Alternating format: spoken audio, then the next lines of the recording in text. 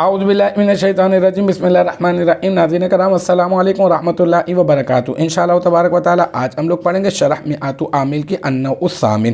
اب تک اس سلسلے میں ہم لوگ تقریباً 27 ویڈیوز بنا چکے ہیں۔ انشاءاللہ تبارک و تعالی آج ہوگا ہمارا پارٹ نمبر 28، اور میں آپ کو بتا رہا ہوں کہ اجین کے بارے میں نے آپ کو اس کی مثال بھی دے دی ہے، اور اب جو ہے اس کے بارے میں آپ کو یہ بتا رہا ہوں کہ کبھی معنی استفہام کو بھی یہ متضمن ہوتا ہے۔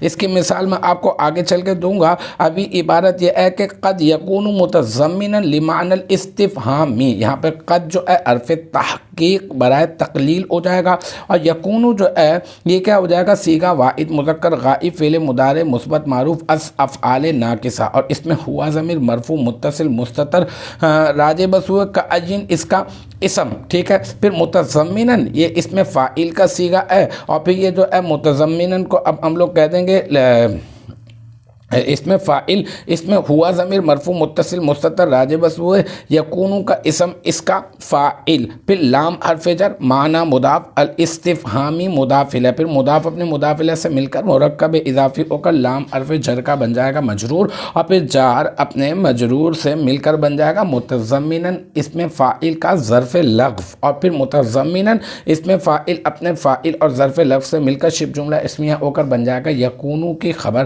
اور پھر یکونو فعل ناقص اپنے اسم اور اپنے خبر سے مل کر بن جائے گا جملہ اسمیہ خبریہ۔ تو الحمدللہ یہ ہمارا پارٹ نمبر 28 بھی اپنے اختتام کو پہنچا۔ مجھے امید ہے کہ یہاں تک کی جو بات ہے وہ آپ کی سمجھ میں آ گئی ہوگی۔ انشاءاللہ تبارک و تعالی نیکسٹ ٹائم اگلی ویڈیو اگلی کلاس کے ساتھ ملاقات ہوگی۔ جب تک آپ اپنا بہت خیال رکھیے گا۔ وآخر دعوانا ان الحمدللہ رب العالمین۔